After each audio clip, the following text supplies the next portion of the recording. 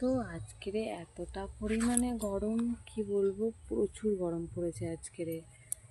তাই আমি কলের দিকটা এসে বসে আছি, ঠিক আছে।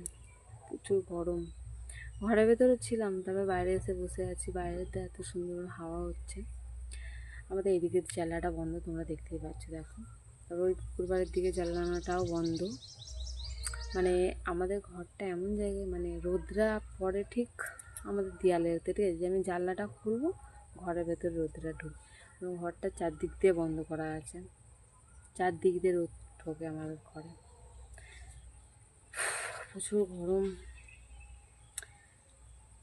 মানে বাইরের হাওয়াটা যে ঘরের ভেতরে এসে ঢুকবে তা। আর আমি তো জানলা তো খুলতেই পারি না, ঠিক আছে, এই গরমের জ্বালায়।